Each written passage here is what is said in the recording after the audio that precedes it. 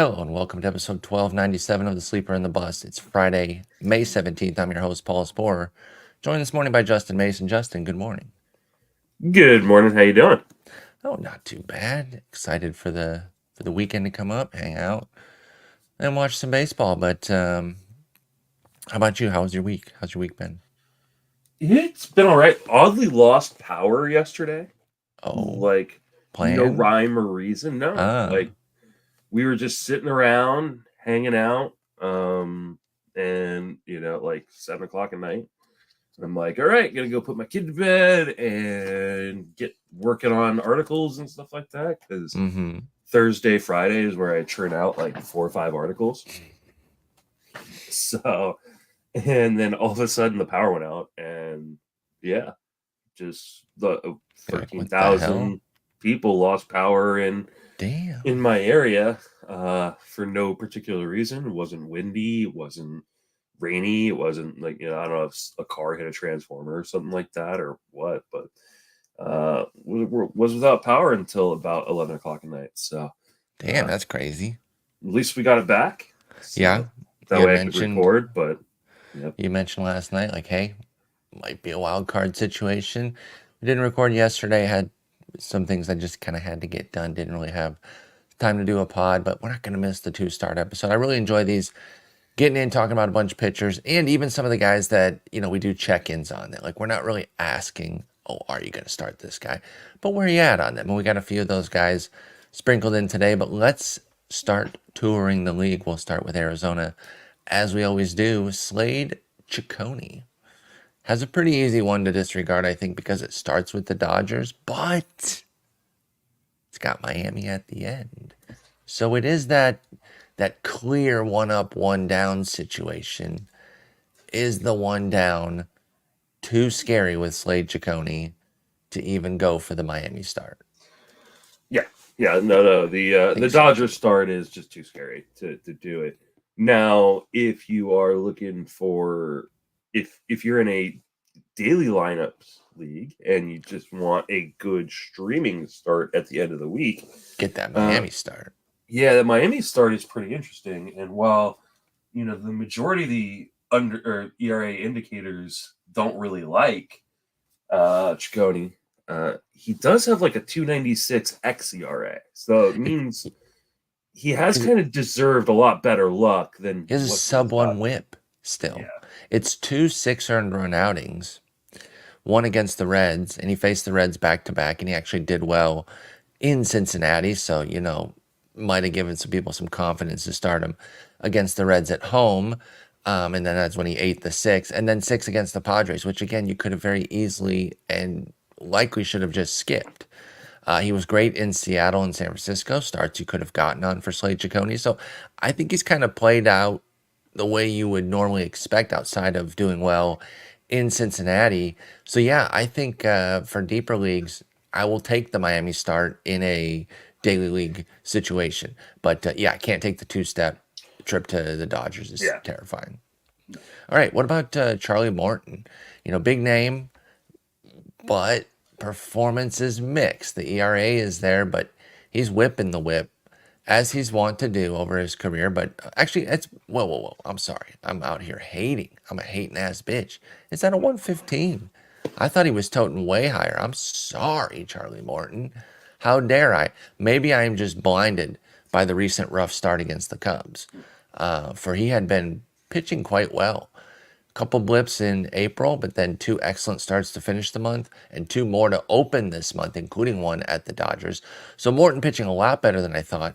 He goes to the Cubs and to the Pirates. I think deep leagues are automatically there, especially with him being a Brave. What about shallow leagues? 10-teamers. How viable is a Charlie Morton stream?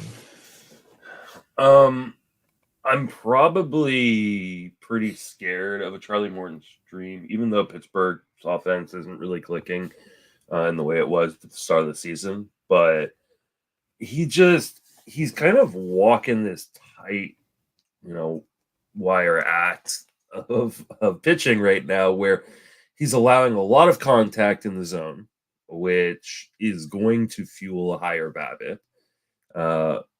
And he's also walking a lot of guys. So, like, I'm not super confident that like this isn't going to end really poorly. So to me, like at least he's not giving up home runs, which is great. Yeah. But I just feel like there is a lot of blow up potential in Charlie Morton. So especially like in your, I think in like head to head and points leagues and things like that, like people are always like, well, I'm just going to throw the guy out there. I'm just going to throw it out there and just see what happens. And I just feel like he's so risky, even though the numbers have actually been pretty decent. So His downside, Charlie Morton's downside is severe. That is definitely true. And that's evidenced here, in his season so far. I like to use game score. It's an easy shorthand and it gets you most of the way there. Basically, if you're putting up a game score under 45, that's a really bad start. You can't really fake a decent start there. And he has 3 such starts. yeah. But anything north of 55 is pretty good. And the other 5 Charlie Morton starts are above a 55 game score. So, you got your risk kind of laid out in front of you. I think I am finding room for this, or at least it's on the board because the win probability is high with the Braves too. He's 3-1. Yeah. So I think I can see it. Again, 15s, I think you're already there. I don't even think it's a question if we were just doing 15 team streams. Yeah, I think 15 you got to do it, especially with the Pittsburgh start at the end of the week. Exactly. But as we get deeper, the Cubs. It opens up a bit, and he's not a must, but I do think Charlie Morton is definitely somebody I could land on. The number's way better than I thought. Like I said, I'd been judging him a bit too harshly mentally off of those 3 bad starts when the other 5 have canceled it out. But it will be a repeat against the Cubs, who did beat him up last time. Again, as we always point out, when you face a team back-to-back, there's no indicator from the first one.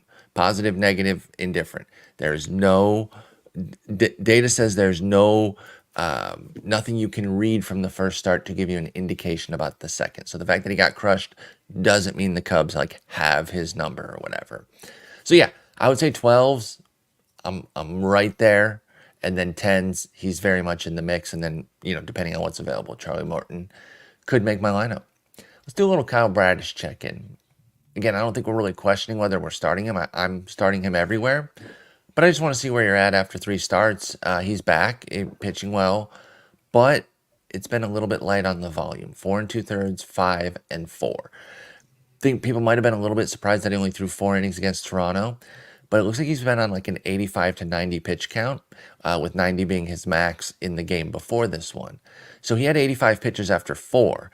Even if they've said you could feasibly get 95 pitches, once you're at 85, I don't know if there's any reason to start an inning. So I didn't really mind this here under the assumption that they're kind of working with Bradish on an 85 to 95, maybe at the high end 95 pitch count. What do you think here? Are you worried about the sub 5 inning outings, or are you still starting him pretty easily this week for the 2-step with Kyle Bradish?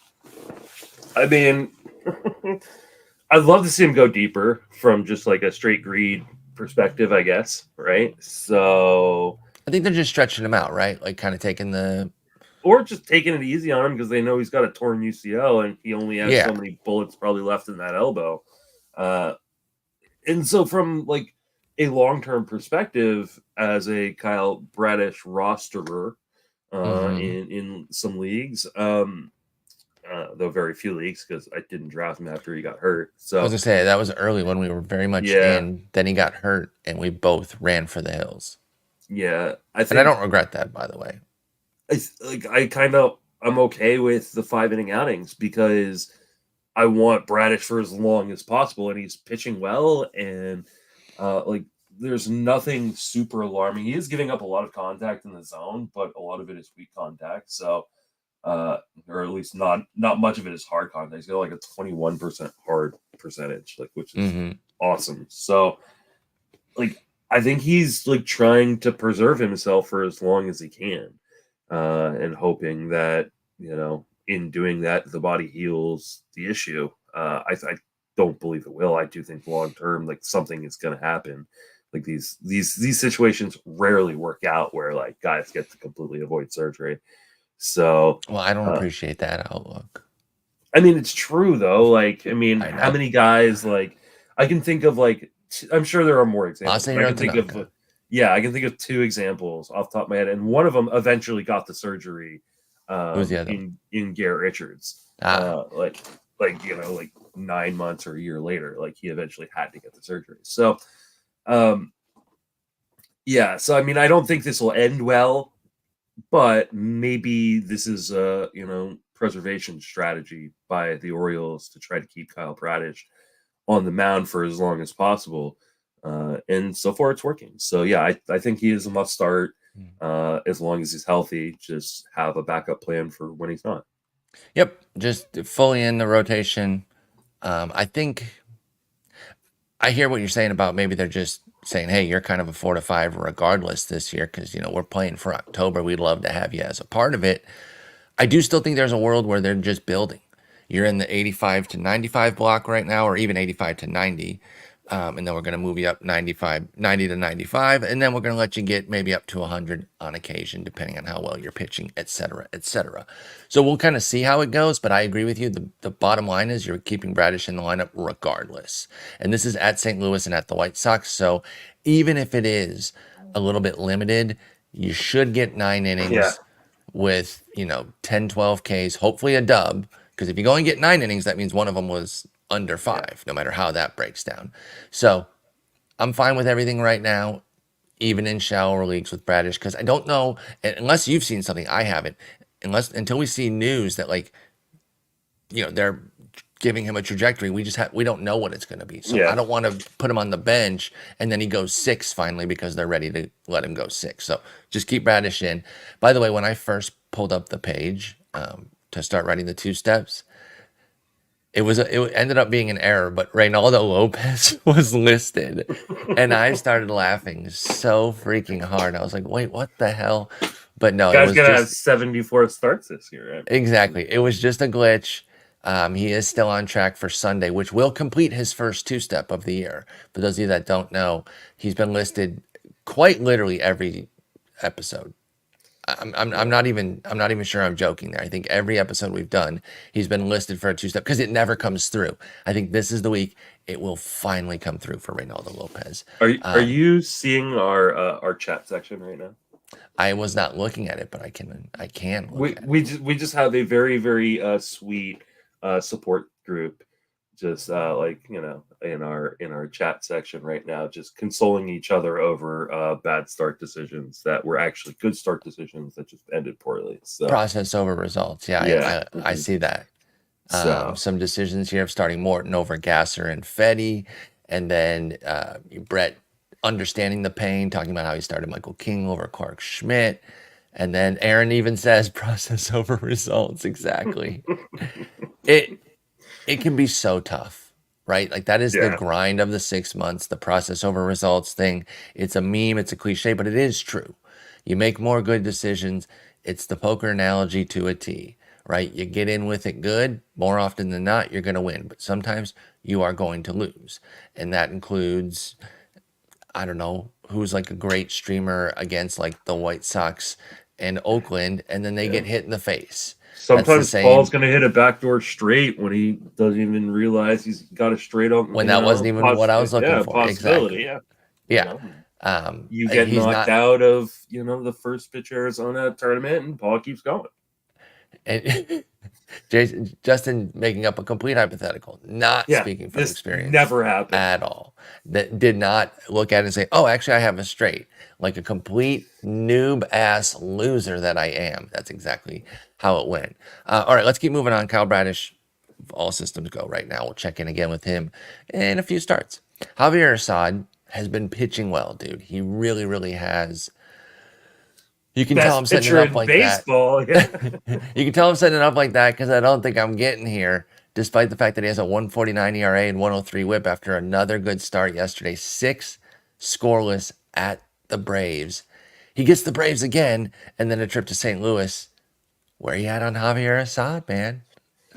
This feels like a Trevor Williams situation where you kind of have to great example. Like keep rolling with it until the wheels fall off. I got into like a little bit of like an argument about this with Dave McDonald on the FWFB pod. And he's like, well, Trevor Williams sucks. I was like, yeah, but he's pitching well right now. And especially if you're in a deep enough league, like what are your options? You can pick Trevor Williams, who sucks, or you could pick, a player who sucks who's actually throwing poorly. So, like, True. do I think this is going to last? Like, absolutely not. But, like, I don't know how you don't start him, like, even with Atlanta. But this feels like a massive regression week. Like, I totally understand, like, it's hard, man, because, like, yeah, how do you put a 1.49 ERA on the bench?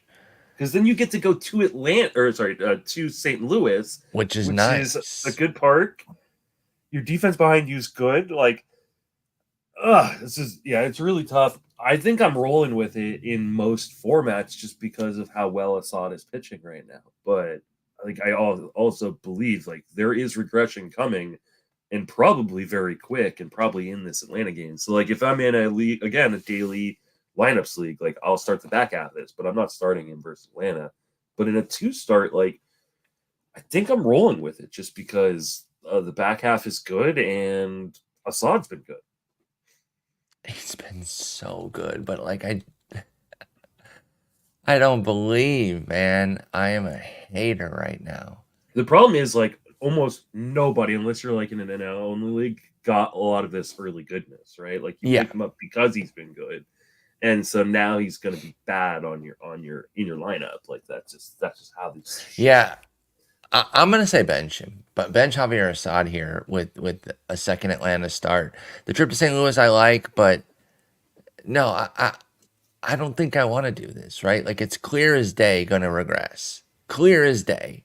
It's all the markers, 246 BABIP, 87% left on base rate, 396 Sierra, 291 FIP if you prefer, which is closer to that 149 ERA, but it's a 6% swinging strike rate. That's not good. 22% K rate, 8% walk. I'm just spouting numbers. Like it's fine. It's supposed to be like a 4 ERA type of vibe. And I don't know that his full season number, again, it's like that question of like, is he a 4 from here forward, or does he give back a bunch to get the full season numbers to 4 with Javier Assad? And I think there's a decent chance for the latter. I'm gonna actually sit this one. I'm not gonna roll with him here. I don't blame you at all. I mean, and especially like in a 10-team league, like I'm 10s and 12s, like 15s. 15s, like what are you gonna do? Like, exactly. So I'm not so crazy to think that you can't do it there. I do think that it is the right process to do it in 15s too, though. If we're talking process over results, I think even in a 15. But I understand that not many have the luxury to just be like, well, I'm just going to sit this guy with a 1.5 ERA. Not that we should judge it just off that. This is a tough one. No, but I'm going to stand with it. I'm sitting Javier Assad. Andrew Abbott. Remember when he came up last year? Wasn't he like striking everybody out? Yeah. He doesn't really do that anymore. But he also hasn't been unsuccessful, right? He's got a 304 or 306 ERA. He gets the Padres and the Dodgers, both at home. That seems pretty frightening there. Where you at on Andrew Abbott? Let's look at the deep leagues, because I don't think we're getting there in the shallows. But it's 306 ERA, 114 WHIP, but a 13% strikeout minus walk, 13%, and then 8% swinging strike rate. Are you there with Andrew Abbott in deeper leagues even? Is this another one where you have to because he's just been too good type of vibe? I think this Brett in the chat's asking, like, and I think we can apply this to either Assad or for Andrew Abbott, but he's asking, you have to start and hope they cancel each other out, right? Like, I don't love that process. Yeah, because a bad start, like, usually spoils like 2 or 3 good. Yeah, yep. Like, and it can be really rough.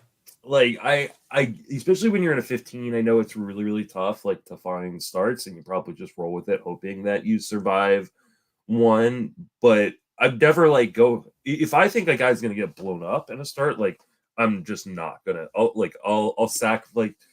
I try to remember who it was. No, I think it was Domingo Germán. Like when he threw his perfect game, like he like threw a perfect game and then got crushed, and you were all like, and you kind of looked at like the stats.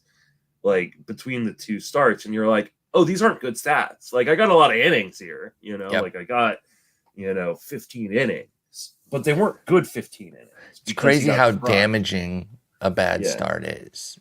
Yeah, so I don't like that process, but like it's more a matter of like if I think this guy can survive versus a team, and then then he can pitch well versus a team.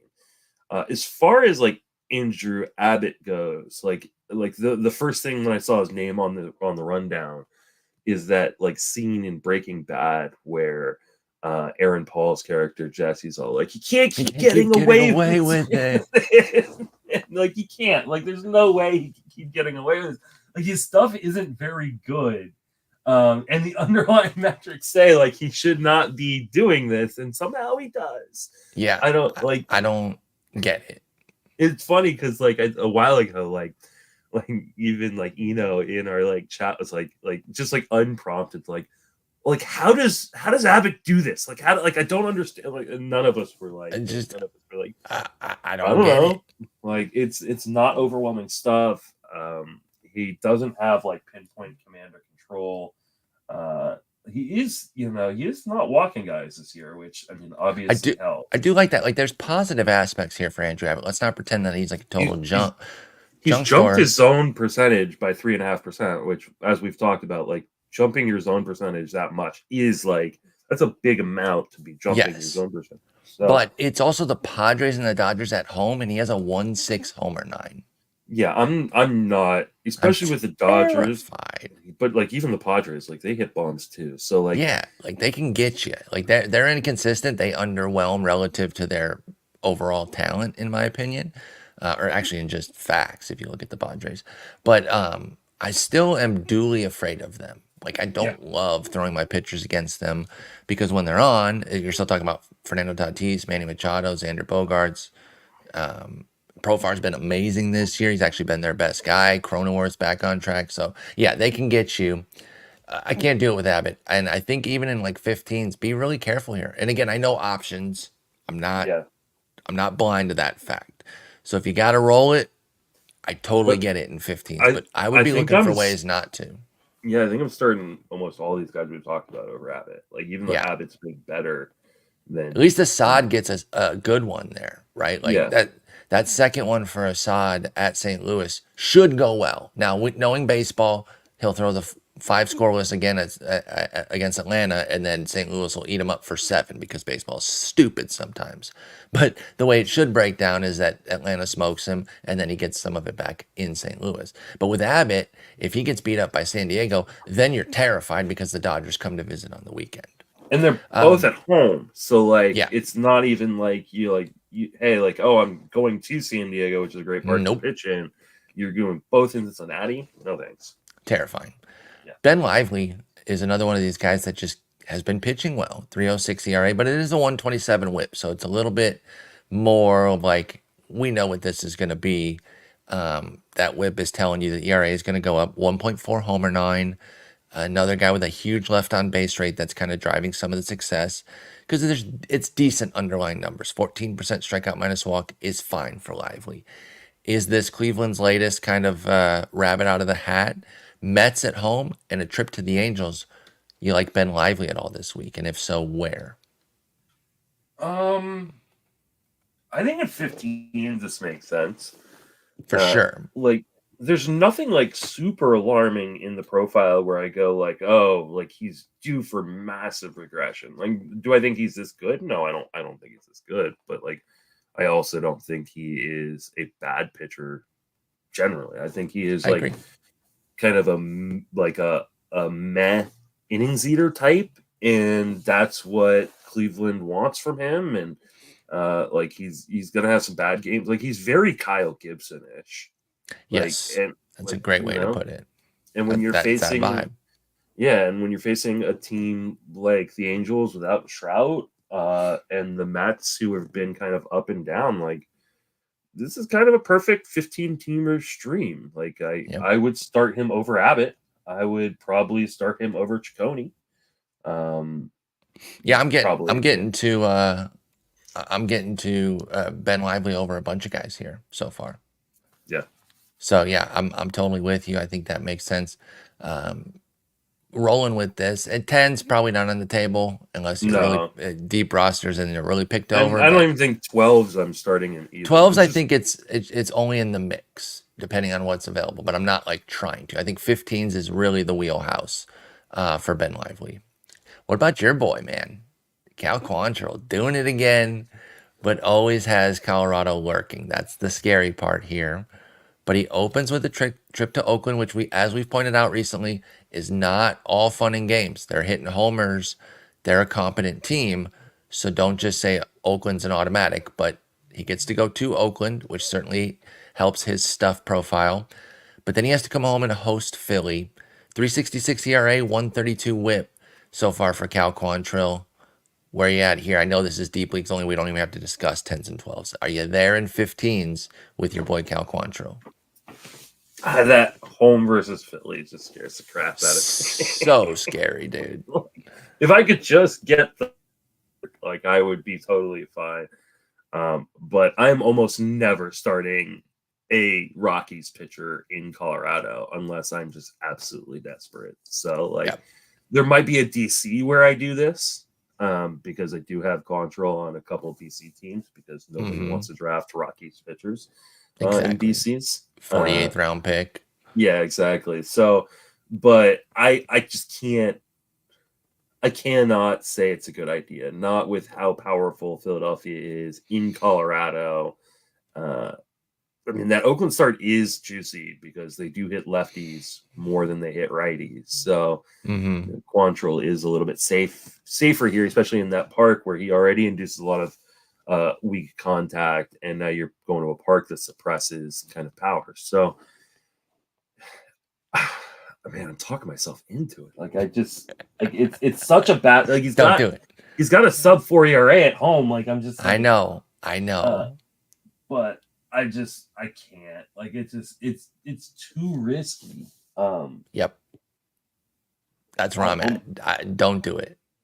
5 of his 7 home runs. Stop talking yourself into it. I'm not doing it. I'm not doing the Philadelphia one is too scary. He is on fire. Cal Quantrill has been excellent over his last 3 starts, but it's been at Pittsburgh, home to San Francisco, and then at San Diego. So 2 good parks to pitch in, one of which was an anemic offense with the Pirates, and then took care of San Diego in San Diego, his old stomping grounds. And then handled the Giants, no offense to you, but not a terribly threatening offense coming to Colorado there. So, yeah, I know he's rolling. It's also been a very, very risky, few starts. I know the results over the last 3 starts have been really, really good. But listen to these zone contacts over the last 3 starts. Starting with at Pittsburgh, 96% zone contact. Then for San Francisco, 93% zone contact. Jeez. At San Diego, 93% zone contact. He's also walked 6 batters in his last 2 starts. I feel like this is just he is getting really. That's really how he lucky. lives. He's stranding these guys, and we could just have a massive this is one of those guys who could get beat up by both Oakland and Colorado, and I would. That's what I'm saying.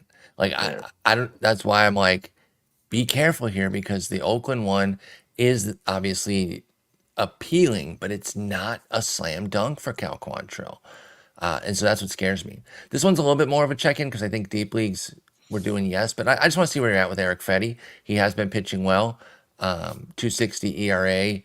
106 WHIP. That's why I say deep leagues. I think you're rocking the at Toronto and home to Baltimore, even though that's a pretty difficult run. But where do you stand with him in 12s? Erick Fedde with the White Sox. How we looking at him?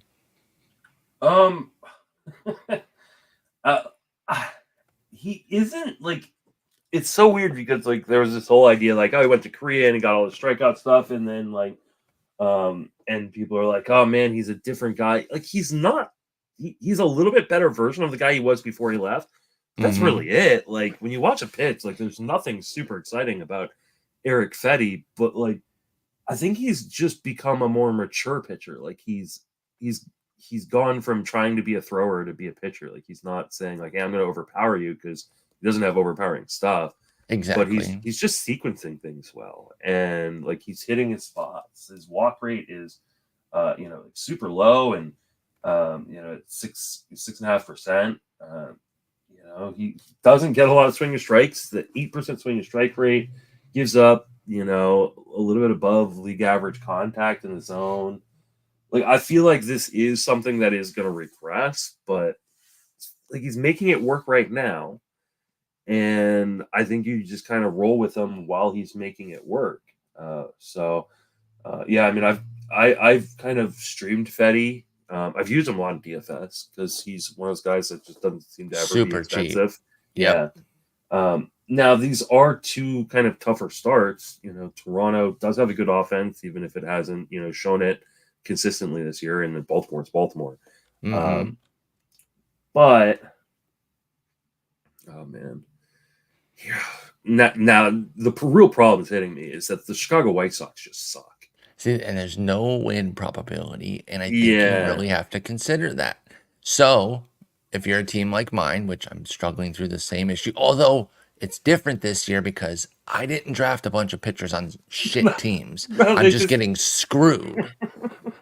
I tried to fix the problem, y'all. I have Corbin Burns. He's on a little team called BAL. What team is that? Oh, it's the fucking Baltimore Orioles. They're really good.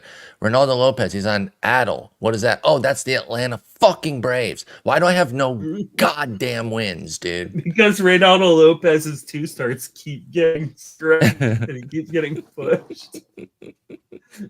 It's driving me. Casual weather is screwing you. Casual weather keeps getting him, dude. I'm literally first in ERA by a healthy margin and 5th in whip, and I'm tied for second to last in wins. Yeah, it is so maddening. I hate wins. So this is what brings me so in tune with somebody like Fedde. So if you're not in my position and you are trying to maybe chase some of the ratios, you can just take some ratio goodness. Okay, I can get there in a 12. But if you need the whole package and you need some wins, or Ks even too, because he doesn't really, his Ks are fine, right? Erick Fedde's got a 24% K rate. That's okay. So it's borderline for me in 12s. But I can get there, is what I'm saying. I like what he's doing, but if you need the wins, obviously he's not going to help you there. Everything else I do like. What about his teammate, Garrett Crochet? This is more of a check-in again, as opposed to are we starting? Because I think, of course, we are. But remember, there was the panic there. And this is always the interesting thing of like an early breakout. Then they hit a bump, and everyone's like, oh, I didn't even like him that much to begin with. And then they come back around. I was like, no, I still love him. And I've seen that exactly play out with Crochet. 2 ERA after his first 3 starts. Jumps all the way up to 6.37 after 6 starts. It's now back down to 4.18 because he's been great in 4 outings since then. And this, by the way, underscores our point from earlier about how duds can smash good starts, because he literally has 7 gems and 3 duds, and his ERA is over 4. Yeah. So people might be thinking like, Crochet, he hasn't been that good. Yes, he has. He's been amazing. Is he just an all formats must start for you, or did that? Okay, there you go. Yeah, that's all I don't think there's any question. And I was not one of those people that was like, oh, I'm jumping off here. No. Like he got dropped in a 12 of mine. I saw it. And I picked him up. Like, I just was like, yeah, no. And I ate that second Minnesota start, which sucked. But, like, I just kept rolling with him. Now, it's helped that, you know, since he's been rolling, he's faced, you know, it was the first Minnesota start that I ate. He faced Minnesota, whose offense has kind of been hit or miss. He's faced St. Louis, who has not been good. He faced Cleveland, who he just absolutely dominated. Decimated them, and they've been obviously playing very well this year. Yeah, and then he faced Washington. So like 3 of the 4 starts were like kind of like, okay, yeah, you're probably starting him anyways. But like the stuff is just so good. Like, and like he doesn't walk dudes as long as he's not giving up home runs. Like you're okay. And I mean, his home run rate is very, very influenced by that really bad Philadelphia start. Exactly. So three of his 8 homers there for Crochet. Yeah. You mentioned the lack of walks, 6% walk rate. That has been such a huge development for Crochet that I think is kind of going underrated. Oh, and he's leading the league in K9 at 12.2. I don't know if he's leading him in K percentage as well, but like he's been amazing. I hope you didn't quit when it got a little bumpy there. He's literally 0.1% behind Tyler Glass now, 33.8 to 33.7. We call it 34 for both. So he's been amazing. I love him. Just ride it until the innings are done. However many innings they give him. the underrated part right now is, I mean, obviously he was a converted reliever into a starter, and Hmm. there were workload concerns. But in his last 3 starts, he's gone 6 innings twice. So Yeah, like, it's been I don't think nice. we have to worry about that. And he went 6-7 in his first 2 starts of the year. The 7 coming against Atlanta, by the way. So he's been awesome. We don't know how many innings he's going to get.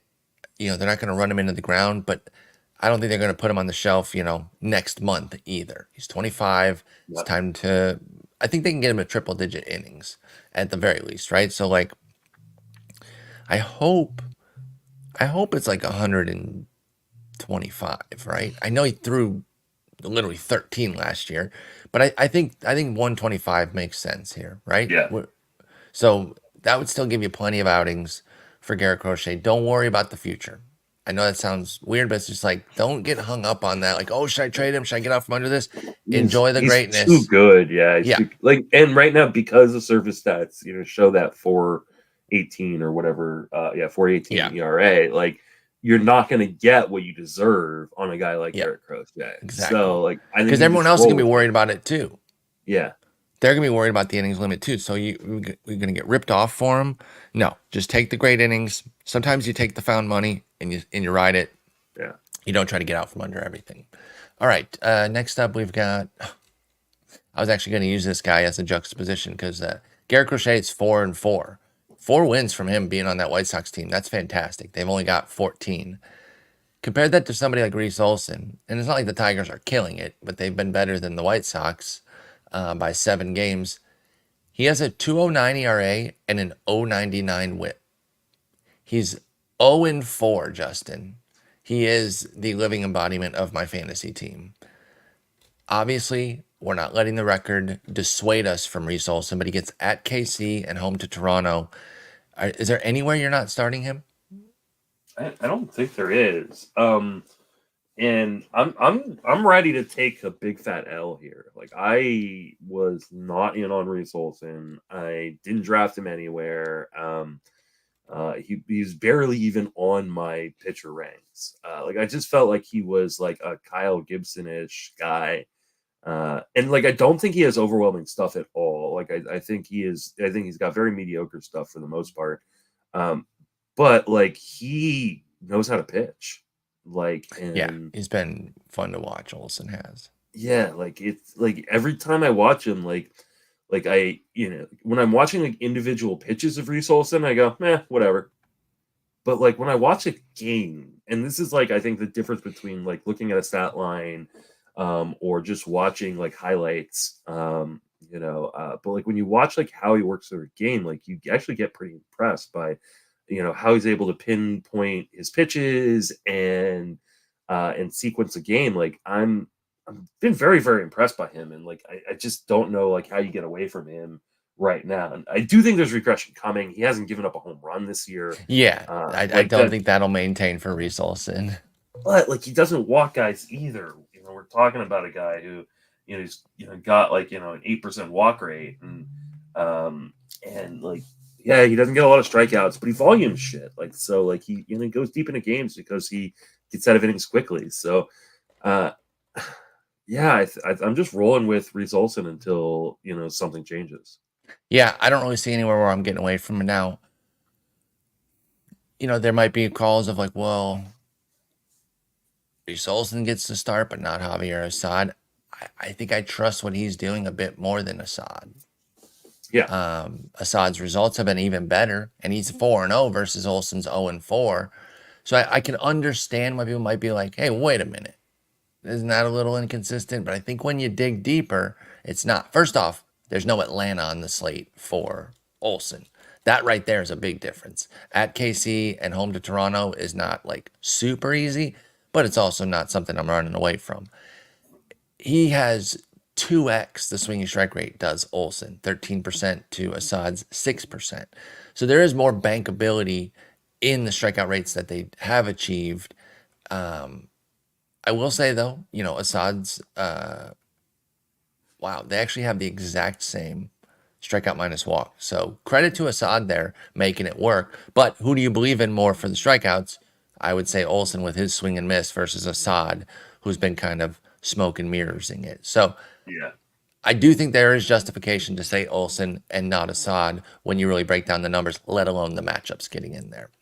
What about Casey Mize? So Olson was more of a check-in because I figured you weren't going to get away from those ratios sitting anywhere. But Mize, I think, is more of a decision in shout leagues. He has a 3.50 ERA and a 1.19 WHIP. Those are good numbers, but 32 Ks in 44 innings. He's also got a shit record, 1-2, because the Tigers do not support their starters. Go look at Mize, Olson, and Flaherty's results, and then consider that they're 1-9, and it's disgusting. It's disgusting. At least Scooble's 5-0. But where are you at with Mize? 15s, I think it is another automatic type of vibe, but because like who else are you really going to start? But where are you at with the shallower formats on Casey Mize?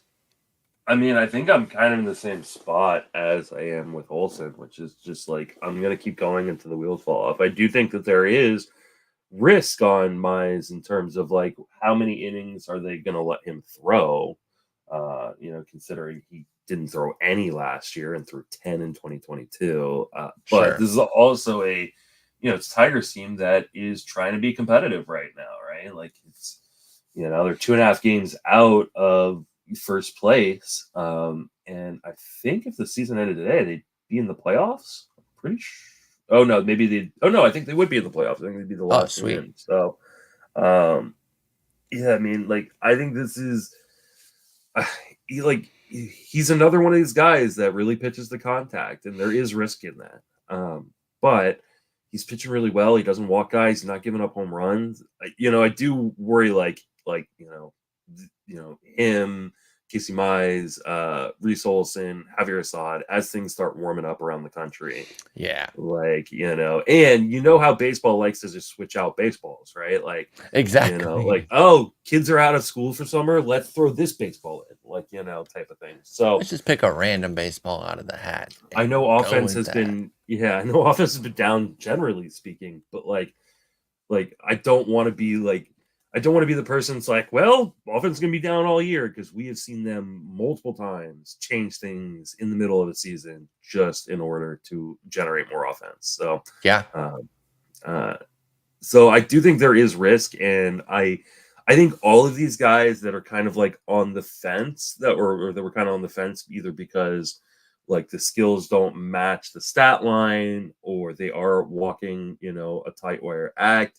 You really have to take them start to start. Like, you really have to be in tune with what's going on, and not just, I think a lot of, guys like Garrett Crochet, like, I'm just setting and forgetting. Like, I don't even care. Like, unless I look down and go, holy crap, his last 7 outings have been terrible.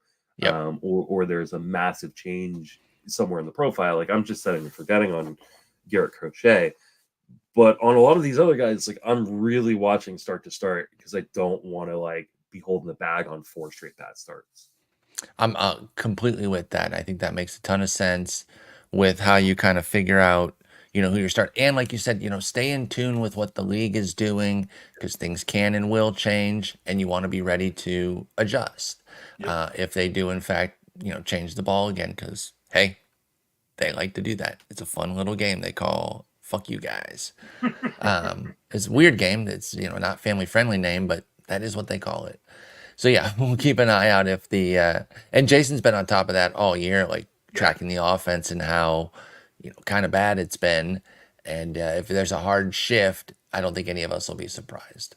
So Casey Mize, we like. I'm with you. I'm sticking with him.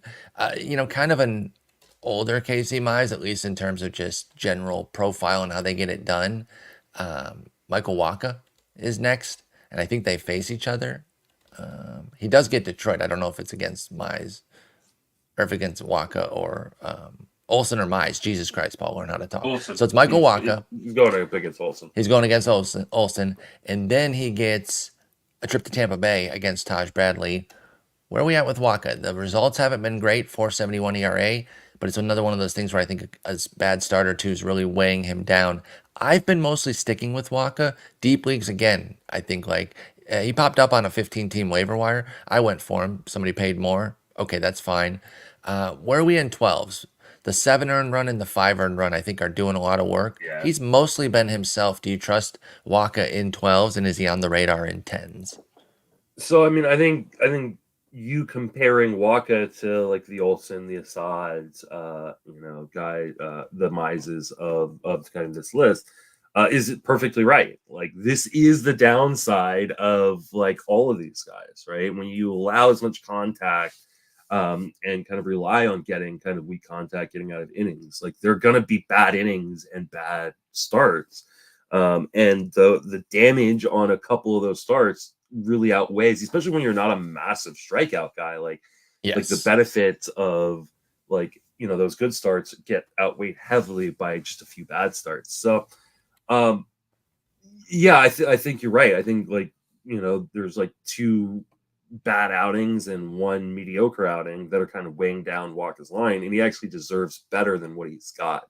You look at all the ERA indicators, and they're all like saying, like, "Hey, this is a high threes, low fours kind of ERA kind of guy," and you've been getting the high fours. So, like, better days should be ahead for Michael Wacha. I don't mind these starts at all, especially pitching in that park. So, I've been rolling with Wacha too. Sometimes you're going to eat it, sometimes you're not. But I think for the most part, especially in 15s, I'm definitely rolling with him. In 12s, I think I would roll with him, depending on what my other options are. But, just, again, you're curating start to start what you want to do with Michael Wacha. Yep, and I think a two-step here with Michael Wacha makes sense, so I can get there for sure in 12s, where I need to. Oh boy, Reid Detmers. I love you so, but you test me. You really test me, and it's been quite a test lately. It's been pretty bad. He's failing. 5.19 ERA, 135. Wait. You're telling me the guy that was anointed as a dude finally, after years of people saying he was going to be Okay, it's not that many years. Relax. It's been 2 years. It's been You're 2 telling years. me the guy who was like, everybody was saying, like, it's finally here after his first 4 starts. Like, looked great early on. Yep. He fell apart. He was touring the AL East. My shock face. I didn't hear you out front saying watch out for this fall. I don't want to hear this trash. Go back and listen. I said I'm not ready. I'm not ready to find me. You find me the tape and I'll listen. It's been rough. So since literally touring the AL East, 2 starts against Boston, 2 against Baltimore, 1 against Tampa Bay. Comes out of that gauntlet with a 2.12 ERA. Does Reid Detmers. Turns out the AL Central in general is just not his home. His next 4 starts have been against Central teams: Minnesota, Cleveland, KC, St. Louis, and he has a casual 9.58 ERA. Not great. It's a pretty clear problem for Reid Detmers. It is the 3rd time through. It is getting deeper into games. It is that classic, like, hey, he's hitting that wall and shit's going wild. An over 300 in point platoon split from 2nd to 3rd time there. Sorry, 682 to 994 is the OPS jump. I think it's a fixable problem, but it's clearly a problem right now. You've made your jokes, but where do you go on Reid Detmers here? At Houston, home to Cleveland. Yeah, man. I think he's just living in the zone too much. Like, I just think, like... Can you compare those first 5 to the last 4 for zone to see if there's been a change there? I can. Give me 1 second and I will pull it up. Because, that is the thing. And, like, I get it. People work quick. Confirmation bias. Oh, I love Detmers. He's here because he's got 5 good starts. Obviously, that's not the case for anybody. And he has really imploded. Each of those 4 starts since then has been horrendous. And they all have like a blow-up inning. Against Minnesota, it was the 5th, and he still pitched into the 6th. Then against Cleveland, it's taking forever to come up, but he gave up 7 runs, 3 homers. So that was bad. It came unraveled in the 6th. Actually, the exact same. Okay. Wow. So then the quality of the pitches might be worse, or there's are the results just going against him?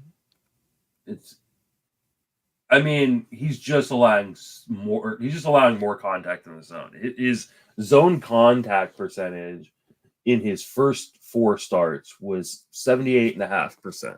right? Since then, he's at 83%.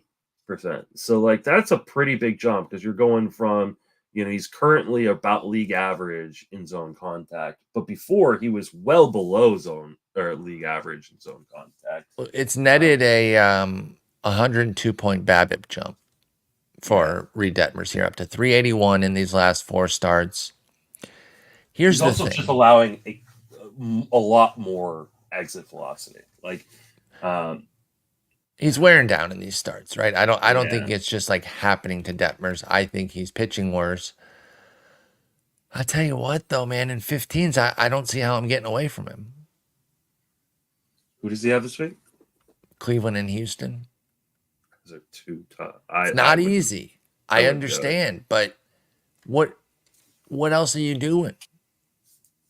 I mean, I think I'm starting. Are you cutting him then? Is this a not starting at a 2-step time to cut Detmers? Not in a 15. Maybe in a 10 or 12 I could cut, but in a 15 I think you got to hold. But like, I'm starting Ben Lively over him this week. Okay. I think I'm not even saying that I don't agree with that, but I'm trying to think like a 15-team roster. You might have to start both, right? Yeah, you might. Yeah. Like, I don't know. I'm just thinking of options that are out there. I'm just not sure it's going to be deep enough to really sit Detmers. It might be. And would you go for like a impressive? Go ahead. What were you going to say? You're at least getting strikeouts, which is the like he's last 3 starts, 7 strikeouts, 5 strikeouts, 7 strikeouts. Like, you're at least getting pretty much a strikeout an inning, if not more. Yeah, 56 in 50 innings this year for Detmers. And I don't know, man. I'm a sucker for these GDLA pitchers: Canning, Sandoval, Detmers, Soriano, the whole lot of them, dude. I'm even in on the Tyler Anderson thing. All the underlying numbers say he should be better. Like, he's got a 356 because it's ERA. Like, it's a definitive issue. It is literally the third time through issue. Now, that doesn't mean it's going to magically fix, right? If he's wearing down, I don't know if the pitches are building up on him, and so he's wearing down because he gets those strikeouts. I don't know exactly what it is because it wasn't bothering Reid Detmers through the first 5 starts, but now here it is in these last 4. That they need to figure out the problem. But I think there's people that are paid in the LA organization to help him figure that out, right? And I would hope that they would maybe get on that because, like, giving the LA organization a lot of credit right now. I'm just saying it's like a very I don't know clear if you've and seen evident their problem. history about I know, especially. It's just so clear that it is the third time through. Now, there's not magic fixes for that, but is it the pitches that he's choosing? Does he have to come out earlier for a couple starts?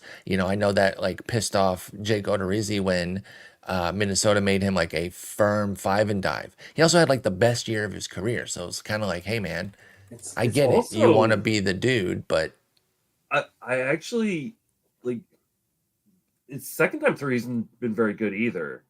He's really been good the first time through. Wait, what are you looking at? Because I'm looking at times faced. I'm looking at his splits and first time through the order, second time through the order, third 689, 682, 994. What are you seeing? I'm seeing 284 through the first time through the order, 514 second time through the order, 990 to the third time. So he's definitely getting crushed third time through the order. Those are OPS totals? Oh no, I'm just looking at his ERA through. Oh, well, yeah. I don't know about if I trust like an ERA, because how do you do like, because that isn't that like converting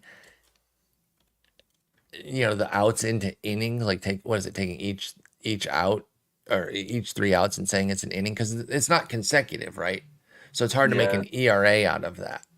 So I'm looking at the core skills. The OPS actually improves 7 points the second time through, and the strikeout to walk rate skyrockets the second time through. And I don't have percentages here, but it goes from 2.8 to 5.3 from the strikeout to walk standpoint, first to second time through, but then drops to 2.0 flat that third time through, and the BABIP jumps to 4.14. So the bottom line, like, there's a home problem. You look at like his home ERA versus his road ERA. And that's like, where Detmers is getting blasted. 6.43 home ERA, I see that. 363 on the road. Did he just have a baby and the baby's keeping him up at night or something? Right? Like, because as a lefty, he should neutralize kind of that short porch that they've gotten, Yeah, and it's not even like that short. It's just an improved No, home run yeah. porch for Ohtani there. Good thing they still And have it's, that and guy. it's not even a home run problem because, like, he's got virtually the same home run rate in both spots. You know what's funny though? Speaking of home runs, and we're still on Detmers here. You look at those first 4 starts, and we were talking first 5, next 4 because that was the AL East tour versus these last 4. But if you throw the Baltimore one, the second Baltimore one into the second grouping, so then the first 4 starts, 0 homers. The next 5 starts, 7 homers. So what happened there? Was it just, okay, he's just getting lucky and keeping the ball in the park for those first 4? Or was he doing something different? I think there's a fix here. I'll tell you what. Regardless of whether or not you start Detmers, I would not cut him anywhere. I still think there's too much talent here. That's the one thing I will say. Yeah, I will come around to that. I don't think you should cut him. Like, I think you should probably hold and just team. I'm open to a sit. I'm not. Yeah, there's no way. Even though it's a 2-step, I'm gonna start him in 15s. But I understand sitting. But I would hold Reid Detmers. Okay. I'm just trying to look up one more thing before we move on. Okay, to the next no problem. guy on Detmers, and Savant is just taking quite a while, so I apologize. Don't worry. When we move on to the next guy, we're gonna talk about another guy that I have a hard time quitting, also from the LA area, despite less than ideal results thus far. But yeah, with Detmers, I think he's just too talented. I was just looking at like what he's doing with certain pitches, or what the results are on certain pitches, and okay, not much is like that standing out. Yeah, nothing is really, to me, like, because he's given up 4 home runs on the fastball, 2 on the slider, and then 1 on the curve. So it's not like one pitch just getting absolutely hammered. And that's what I was saying. Like, maybe this is just a one pitch situation. The only other thing I'm going to look at real quick is, like, is he giving up a lot of his damage, like, early or late in the count?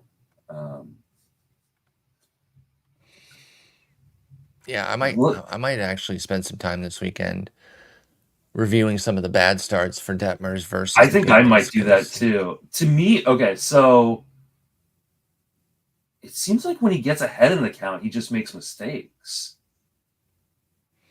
Did you do the classic, like, I'm ahead, like, so I'm going to waste some pitches, and now I'm in trouble because they were, like, not even enticing waste pitches whatsoever type vibe? I think it's that. Like when he's behind the count is what it is.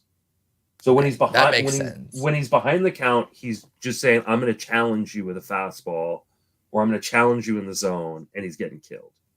Okay. So he's afraid of the walk and putting the guy on, and he's trying to challenge guys in the zone in bad counts. And guys are just saying, I know you're going to throw a fastball, or I know you're going to throw it into the zone, and I'm just going to crush it. So normally I wouldn't hate that. I would say, okay, good. I like that you're not afraid and you're trusting your stuff. But it seems like that's not really working for Detmers here. I think you need to be more calculated than that, right? Like, yes, like, he's got good enough stuff where he should be able to beat most guys. But if you're going to do that every time, then they know you're going to do that every time. Like, you have to be able to, like, Blake Snell it a little bit and go, I'm okay putting you on. Mm-hmm. You know? I'll get you back.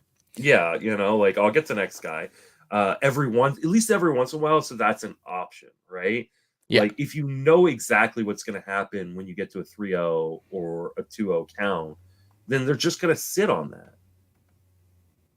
Yeah, that's true. That's true. If you become predictable, then they're going to figure it out. And they have. So, okay. We've done enough here on Mr. Reid Detmers. Still love him. Still sticking around. But I get it if you sit. All right, next up's Gavin Stone. Like I said, another guy from the LA area that I have a hard time quitting because I still think he's really good. But the results have been underwhelming. He's doing it again, by the way, Justin. Same shit he did last year, where he's got a pretty appealing swing strike rate, but no strikeouts.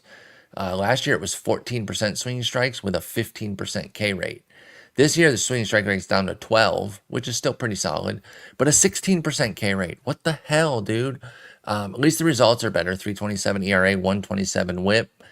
And because he's a Dodger, he has 4 wins. And that is part of the reason I did like Gavin Stone, was because even if the results weren't perfect, I thought I could vulture some wins. Now, he's not obviously not on that team that has no wins.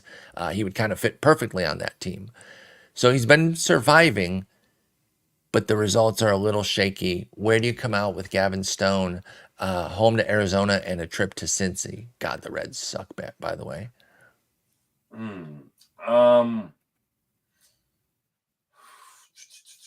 I don't know what to make of Gavin Stone. Like, I'm just trying to figure something out right here to be like, give you just like this beautiful piece of analysis where I go, well, he needs to do this or he needs to do that. Like, it's not obvious though, right? No, it's really not. Yeah, like I'm kind of at a loss to what is going on here. Like, he should strike out more guys. Like, and the results for the most part have been pretty darn good. Like, he's, the walk rate's fine, 8.5%. I'll take that from a guy like Gavin Stone. Home runs have been great. Like, no home runs really given up. He's only given up 3 home runs in 44 innings. You love to see that.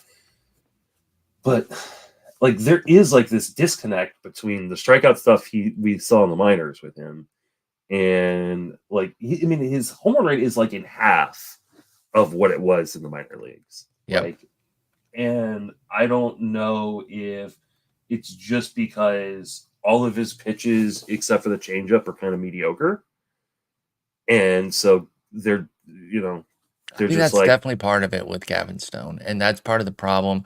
Nick Pollock and I would talk about him, and I like Gavin Stone. He's like, yeah, he's only got the changeup though, and like, what's that do for you?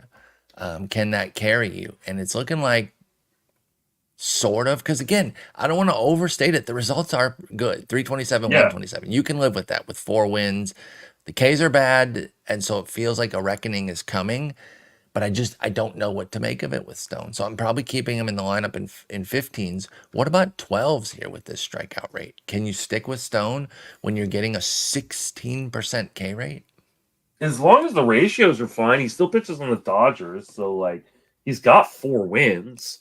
Like, he's 4-1. Like, like, we say, hey, we'll stick with, guys like Reid Detmers. He's not delivering nearly what Gavin Stone is. Like, he's the inverse, right? You get the strikeouts and nothing else. And we're saying we'd be willing to stick with him. So why wouldn't we stick with a guy who's giving you 3 of the 4 categories? Just because one of them, like, you can find the strikeouts. Hey, Reid Detmers is 3 and 4, by the way. Okay, Reese Olson would punt a puppy to be 3 and 4. Like, you just pair them together, and they're like, there you go, one good pitcher, like a super pitcher. Yeah, like I don't. There's no world in which I'm not starting, much less cutting Gavin Stone right now. Yeah, like, you might not have to start him in a 10, but if you do have him, I would still keep him.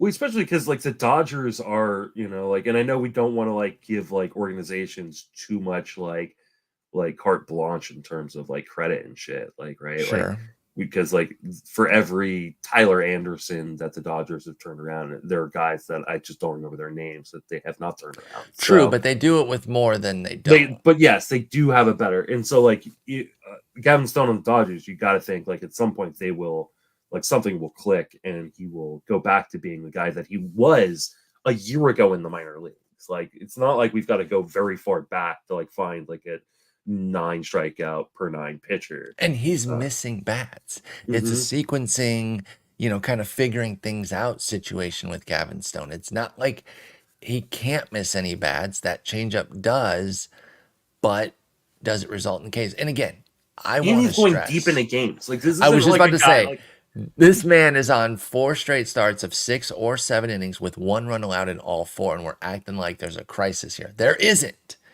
But it's also, you want to see greatness is what it is, because you see that the tools for greatness are there. He can support it more. Right now it's like the results are there, but the supporting skills are a bit light. I think he can get to a point, Gavin Stone, where the supporting skills are there. So we'll see I if just that wonder if it's happens. going to be a like, hey, he goes to Driveline in 2 the years. it like this isn't going to happen this year, but maybe next year. Like he like I think like no pitcher would benefit more from like a Driveline visit than maybe Gavin Stone would. Like, Well, because if you think about it too, he's also got like a deep arsenal. Now, some of these are like show yeah, me pitches, but they can figure out exactly. Like I do think there is some clay to mold here that could turn into something great because he's got fastball, slider, cutter, curve, changeup. The changeup is the A pitch that's so far above everything else. Then you got 4 pitches to work with there. Shave it down to what the best is, figure it out. Like there's still a path here. So I'm staying bought in on Gavin Stone. I'm yeah. starting him right now because things are going well. Just know that if there's a couple bad starts coming up, you won't be surprised because there's too much contact. Ryan Weathers gets Milwaukee and then a trip to Arizona. Please, folks, unless you're in a fantasy league with me, in which case make as many bad decisions as you want. But if you're not, please stop starting mid-level pitchers against Milwaukee. You're just asking for trouble. They are absolutely mashing fools. So where do we come out on Ryan Weathers? Uh God, he just went 8 against your Tigers. I know. He looked unreal. But like the 3 starts before that were like, I mean, I don't. He actually survived against the Dodgers, so fine. But like he gave up 3 and 6 innings against Oakland, and they got just shellacked versus By Washington, yeah. Washington. So I mean, I think this is another one of these kind of guys that just walks the tightrope. And sometimes you're going to get really good starts, and sometimes you're going to get really bad starts. Milwaukee, like you said, is an offense that can hit around, especially because they do make so much contact. And Brian Weathers is a guy that gives up contact. So I think this is a kind of scary 2 start. I don't know how you avoid it in a 15. Yeah. But in a 10 or a 12, I think he is kind of a borderline play. Like, I think it really depends on what your other options are. I think that's exactly true with Ryan Weathers. 15s, you can't sit a guy like this coming off 3 quality starts, one of which was against the Dodgers, another of which was an excellent start in Detroit. Now, part of that is Detroit's offense because he still only had 4 Ks, but no walks, 3 hits over the 8 innings. And then at Oakland, 6-3 is a 2-run shot against Rooker. I take him off the hook for that. Brent Rooker gets everyone because he's a god. He's a god, dude. Like, Yeah, oh my god. I don't even give Ryan Weathers any trouble for that one. So really, the only bad start this year is the Washington start. Other than that, every single one's been 3 or fewer runs. So it's a solid ERA. Ks are there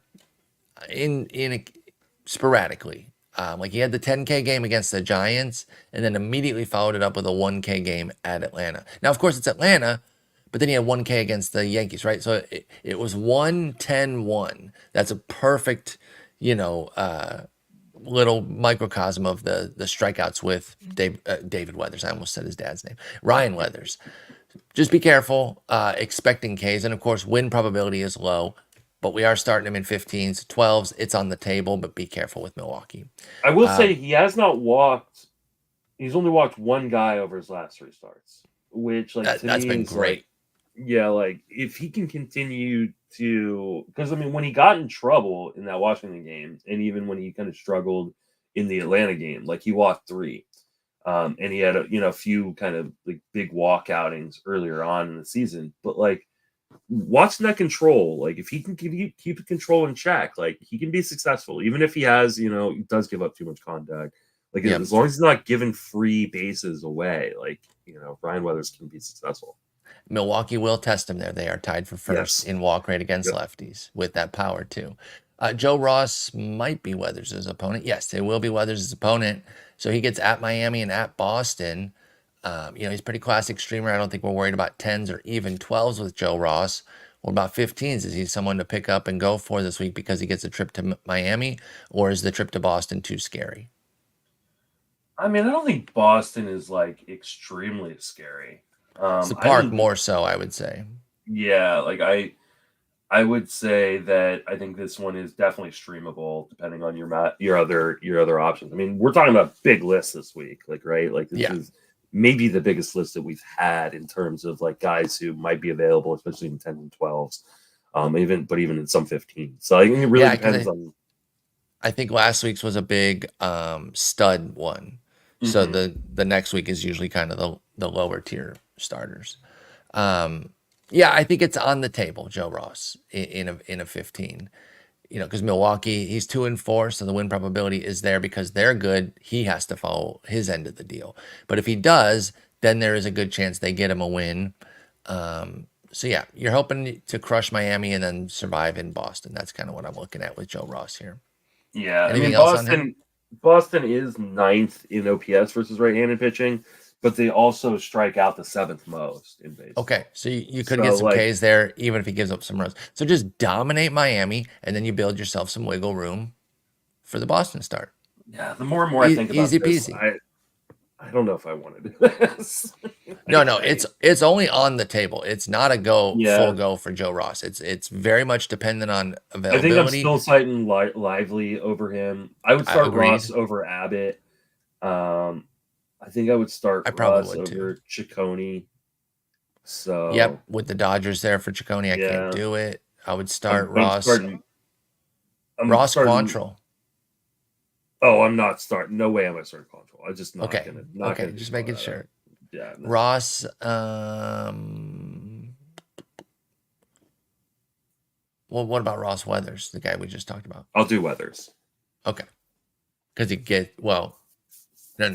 Ross actually gets Miami, but Weathers maybe is just better pitcher. So you're just going better pitcher there? Yeah, I think that makes sense. Tylor Megill is slated to be off the IL and in line. We got a question real quick. Ross versus Morton. I'm doing Morton. No question. Oh yeah. I could have said Morton. I'll go Morton there too at Cubs in Pittsburgh over Ross. Megill slated to be off the IL here. Could rejoin on Sunday and blow this up, but if he rejoins on Monday, it's at Cleveland, home to San Francisco. Are you doing a 2-step off the IL with Tylor Megill? Okay. No, with Cleveland on the docket. Are you picking him up and like stashing? Like, where are you at on Megill? Let's just do a little check-in on him then. He only has 1 start this year, so there's not much to go off of. I just want to see what he's doing in the minor leagues through his rehab. So he's been amazing. Has he? But he is doing the tour. So some of it's against, lower tier.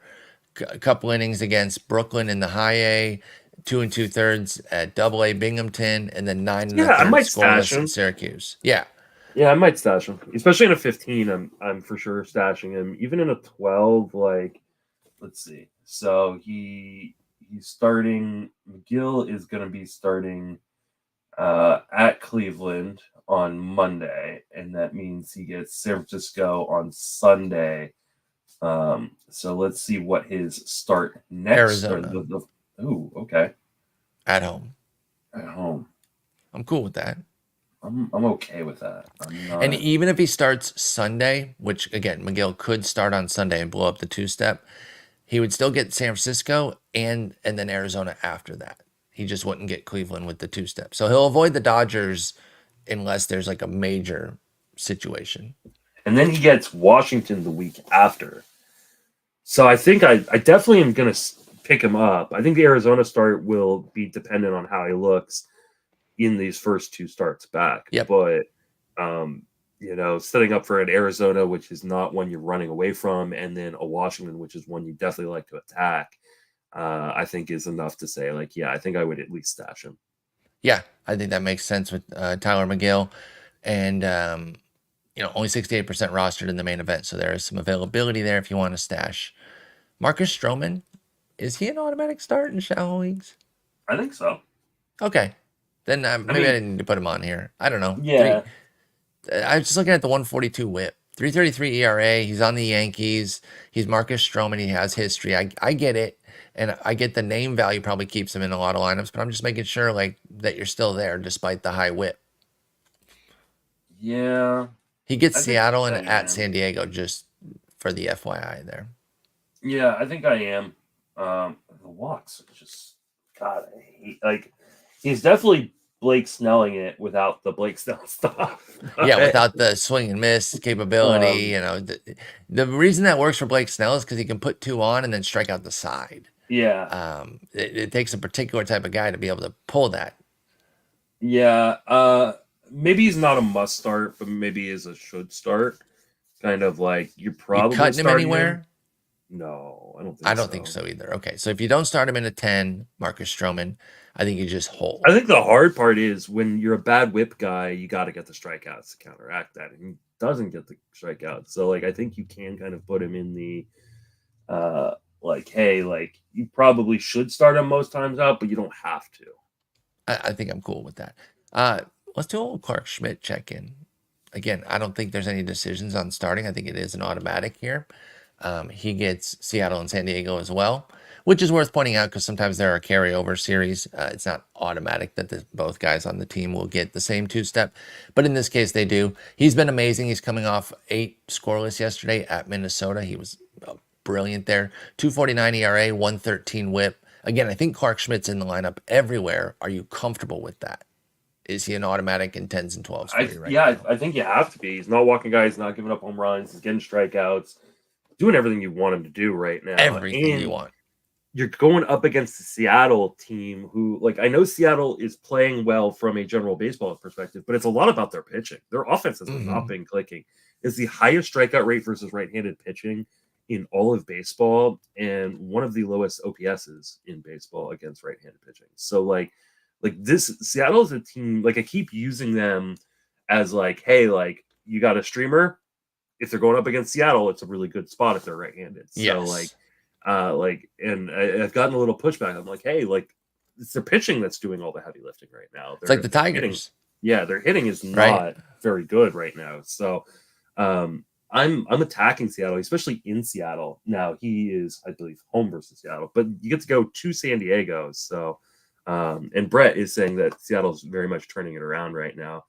They're getting better, but like I'm not worried about that offense. So it's just not one that I'm going to run from. Yeah. And again, Clarke Schmidt's been awesome. I'm just checking in with him to make sure you're starting him everywhere. Yeah, absolutely. We've talked about some of these guys that are riding hot, but they don't have any skills to really back it up. That is just not the case with Schmidt. He's been great, and there are quality skills behind it to where like we might really be seeing a breakthrough season. Now, he might meander back to the mid-upper 3s ERA too. I'm open to that. But if any of these guys with great ratios that are kind of unexpected this year are going to hold up, like your Assads and even like a Reese Olson, I think Schmidt is the best of that bunch. Do you remember Aaron Brooks? Like, this is a guy who's been in the majors before. Do you remember this name? I do, yeah. Okay, yeah. So Aaron Brooks back. He's 34 years old, pitching with Oakland, Colorado, and Houston both at home. Anything there with Aaron Brooks? I figure it's a no, but 15 teams I'll ask. I honestly don't know. I haven't watched him pitch, so like I didn't watch the first start either. But he did throw 7 innings of 3-run ball in Houston, so there was something. Yeah, I mean, he doesn't walk guys. He doesn't give up a ton of home runs.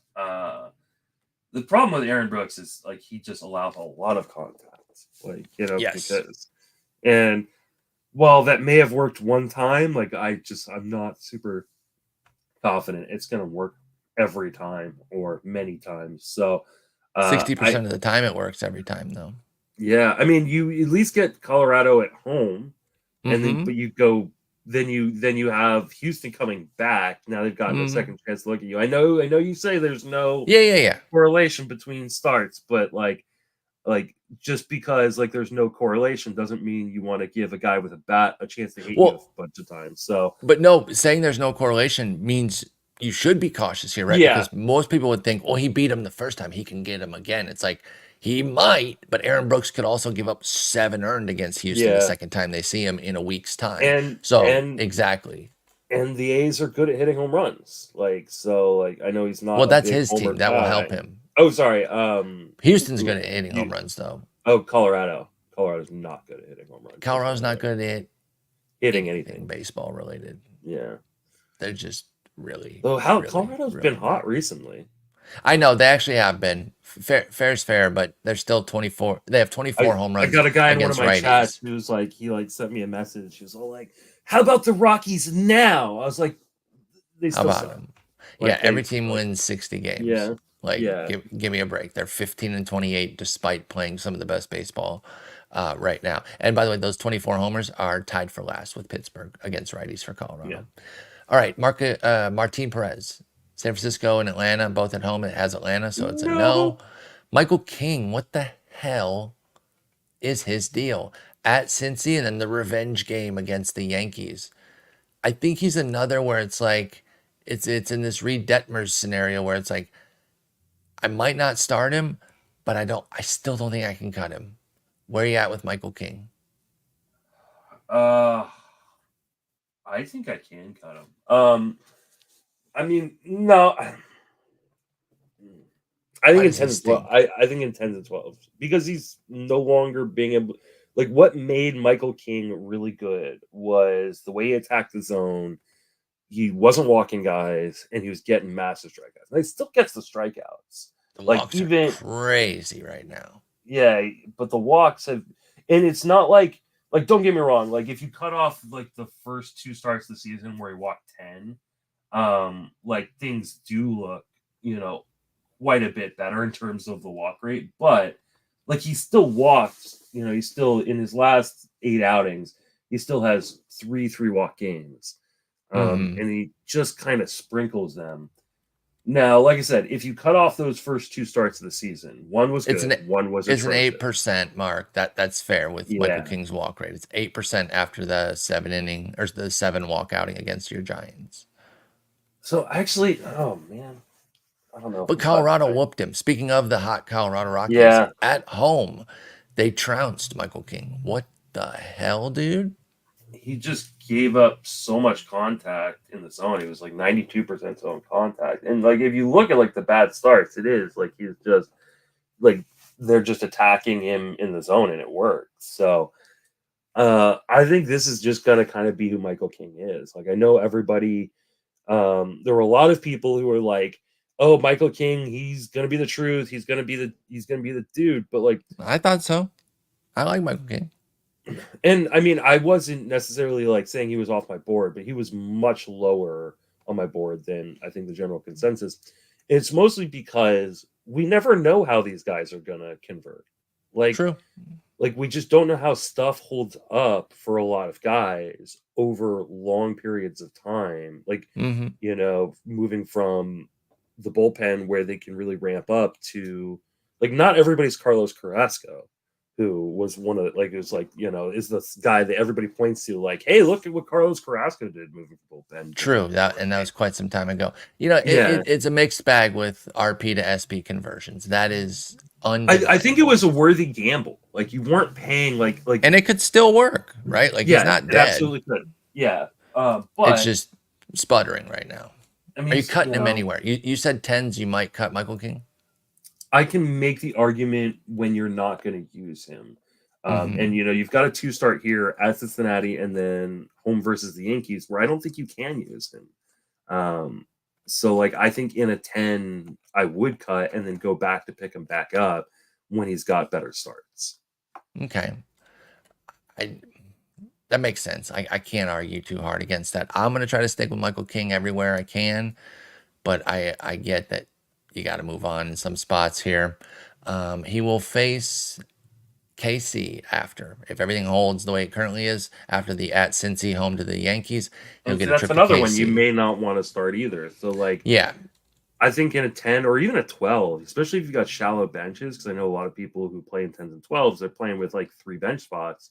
Like I think I cut and I come back to him later. Okay. I can't really, again, push back too hard on that with Michael King because of where the results are. Bryan Woo gets a trip to the Yankees and the Nats. Came off the IL looking sharp. Where are we at on Woo? This is like an even scarier version of Kyle Bradish for me. Because like after that first start, he was like, yeah, I'm still dealing with the forearm stiffness. Like this is still going to be like an ongoing issue, which to me says like at some point, like the arm just explodes. Like, are you a Monty Python fan? I know some of this stuff, but if I'm being honest with you folks, I'm not. Okay, so like in Monty Python Search for the Holy Grail, he fights the Black Knight. That's the one I know. Okay, so like at some point, that one is funny. He's gonna walk off the mound and be like, "It's just a flesh wound. It's like your arm is on the ground." Wound. Yeah, I'm fine. But I think you just roll with him until that happens. Like I don't like just riding Woo everywhere. I think so. Like he's too good when he's on the mound. But like I have zero faith that we get to August or September and he's still pitching. Like I just don't know how this ends well. But I also know that like anybody you try to trade him to right now is gonna feel the same way. Yeah. So like you're not like I don't think you're fooling anybody necessarily. But I think right now like you just roll with it and hope it works out. And then you make do later with somebody else. Yeah, I think that makes sense. I think we're riding with Woo and we kind of assess start to start. 15 is pretty easy, but then 10s and 12s, I think Bryan Woo is very much in the mix. Taj Bradley, he's back. He rules. Can we trust him? He gets double home, Boston and KC. 2 good starts so far. The follow-up after the gem against the Yankees was 5 innings of 2-run ball with 6 Ks in Fenway. We love to see that. Only 3 walks in these 11 innings. Looks great so far. Is he ready to arrive here, Taj Bradley? I don't know if he's ready to arrive yet. Like I'm not ready to anoint him, but like the increased cutter velocity is very, very intriguing. And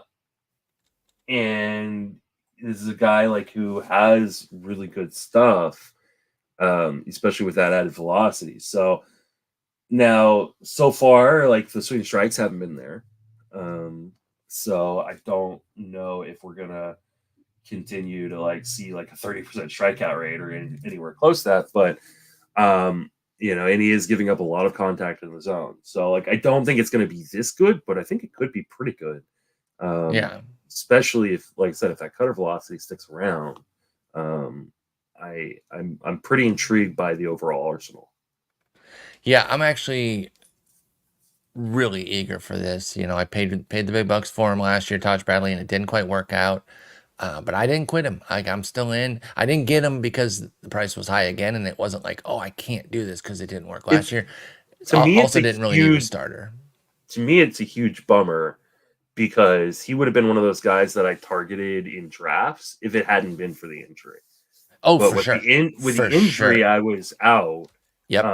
And I just wasn't going to spend because, like you, like my pitching is fine in most of my leagues. I wasn't going to spend a ton of money on him in Fab.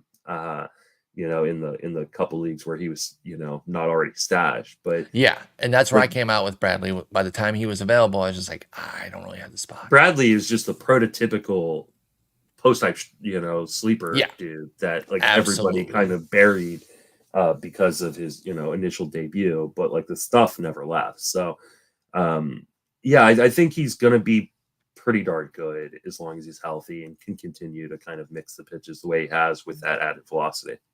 Yeah, I think that makes tons of sense with Taj Bradley. I like him. Jon Gray goes to Philly and Minnesota. What are we doing with Jon Gray? I love Jon Gray, but, he's always kind of a risk. But he's got 2.08 ERA, 117 whip, strikeout per inning on the button, 52 in 52. Are we trusting him everywhere? Is this happening? Is it finally happening? He gives up 5 to open the season against the Cubs, and then he's given up 7 earned in 9 appearances since then. Where are we at with Jon Gray? Oh man, so much confidence there. Oh man, it's like there's nothing different from last year. Like it's okay, well, let me ask you something on that. Should he have been better last year? The biggest difference right now is the home run rate. Is there anything believable there that, like, okay, the same guy as last year for Jon Gray, but allowing fewer homers, is a really good pitcher? Is there anything to that idea? I don't think that I mean, I don't think that he deserved better last year. I think he kind of got what he deserved last year, to be quite honest. Justin hates you, Jon Gray. I know you're listening. But does that mean I think he's going to regress all the way back to last year? I don't know that he will. Turns out maybe he loves you, Jon Gray. I know you're listening. So we talked last week about hitters who were struggling. And there were a number of guys that I mentioned, including Alex Bregman, who then just like heard the podcast and go, oh yeah, you don't think I can hit power? Watch this. I'll show you, dorks.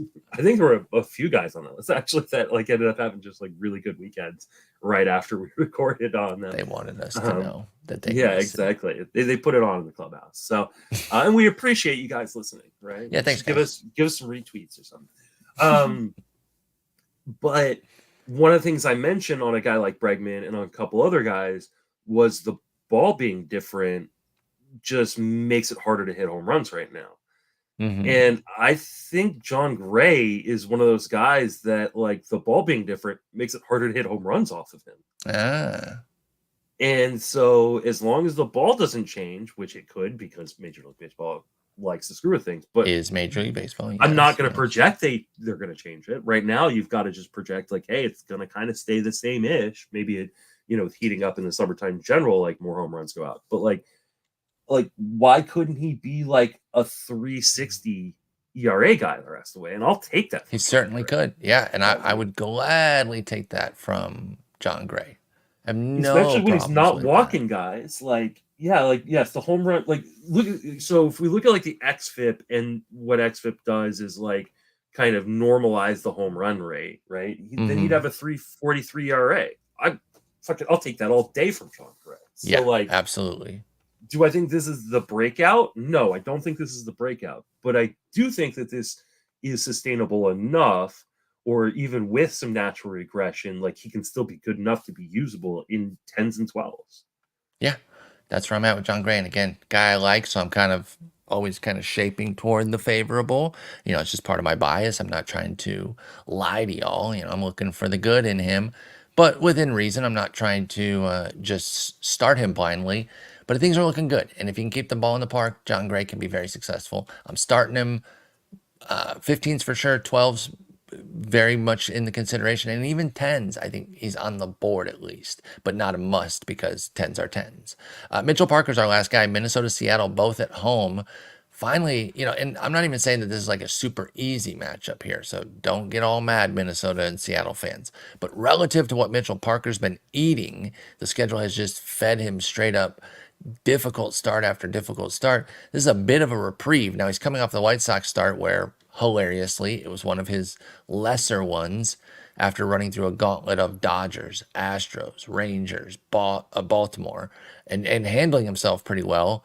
White Sox 5 innings, 3 runs, so kind of bland there. But all in all, Mitchell Parker, 3.09 ERA, 1.13 WHIP. He's been pretty good. Minnesota, Seattle at home. I think 15s are there because, again, options, they're just not plentiful enough for you to be this picky. What about 12s and 10s with Mitchell Parker? Unless you disagree with the 15 take, by the way. I don't necessarily disagree with the 15 take. I think you got to kind of roll with them. I will say that this is a potential big progression week because Seattle's much better against left-handed pitching. And Minnesota is top 10 against left-handed pitching. And you're going up against a Nationals team, or both those teams are going up against the Nationals teams who Mitchell Parker pitches for. They're better just generally. So like wins might be a problem this week. And then you're talking about teams that hit lefties. So, and you're not going to get strikeouts. So I think in 10s and 12s, this is kind of a sit for me. In spite of the fact that the results, have been pretty good so far. But you put them on a bad team and now you're going up against better matchups than or worse matchups than I think people would naturally give them credit for. And I go, you know what? I'm definitely not starting at 10. I think a 12's on the table, depending on what your other options are. But ultimately, I think I'm leaning towards no. I think that's fair with Mitchell Parker. You don't have to get too crazy here. I live in my 15-team world. Sometimes clouds me. I like him there. But 12s, you don't have to go with Mitchell Parker. You can probably find better options. And then the automatics this week were Chris Sale, Tanner Houck, Pablo Lopez, Ranger Suarez, Dylan Cease, Logan Webb, Sonny Gray, Jose Berrios, and you say Kikuchi. Do you disagree with any of those? No. Okay, then we are done. 2 starts in the books. And it's time to get the weekend going soon, Justin. But I have to go eat some breakfast. I'm starving. So great talking with you. You guys got anything going on Sunday, you and Jason? I believe we are going to record. I got to double check with him, make sure he's available. But I apologize. We've been kind of off for the last few weeks on Sunday. Well, but I'm there's hoping some holiday stuff there, no? Yeah, and then just had some he had a personal thing, and then I had a personal thing. So we just haven't been able to connect. But we're gonna try to get back here. Or I'm gonna try to get back here Sunday. If Jason, I'm gonna send him a text right now and make sure he's okay. And if he's not, then I will pull in a guest on Sunday. Okie dokie. All right. Well, great talking with you. And you and I will be back on Monday morning. Take it easy.